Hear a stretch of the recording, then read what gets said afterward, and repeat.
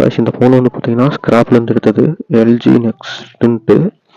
So இந்த phone பார்த்தீங்கன்னா charge போட்டு பார்த்தா ஏரில். ஸோ ஓப்பன் பண்ணி பிரித்து பார்த்துடலான்ட்டு முடிவு பண்ணியாச்சு.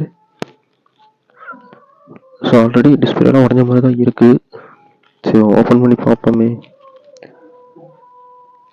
வாங்க ஓப்பன் பண்ணி பார்க்கலாம்.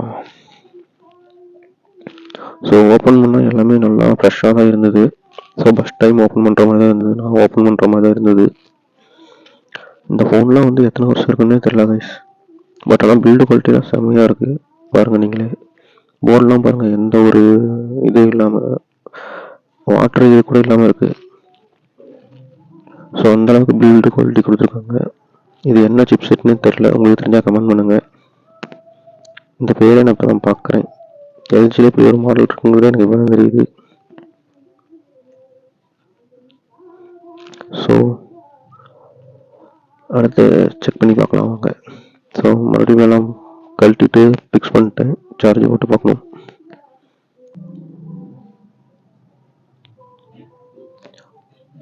ஸோ பார்த்தீங்கன்னா ஃபோன் ஆன் ஆயிடுச்சு. ஸோ அதை உங்களுக்கு காட்டாமல் விட்ருப்பேன். ஆன் ஆயிடுச்சு, பட் ஆனால் டிஸ்பிளே போயிடுச்சு. அப்போ எனக்கு டவுட் இருந்தது, டிஸ்பிளே போய் விட்டது.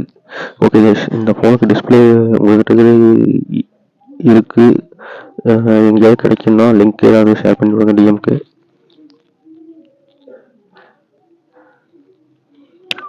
ஓகே கேஸ், அவ்வளோதான். மொபைல் ஆன் ஆகுது, போர்டெல்லாம் நல்லா தான் இருக்குது. ஸோ டிஸ்பிளே தான் கிடைக்குமான்னு தெரில.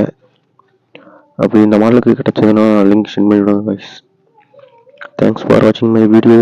அப்புறம் மறக்காமல் ஃபாலோ பண்ணிடுங்க. யூடியூப்பில் பார்த்தா சப்ஸ்கிரைப் பண்ணிடுங்க. ஓகே கைஸ், அடுத்த வீடியோவில் பார்க்கலாம்.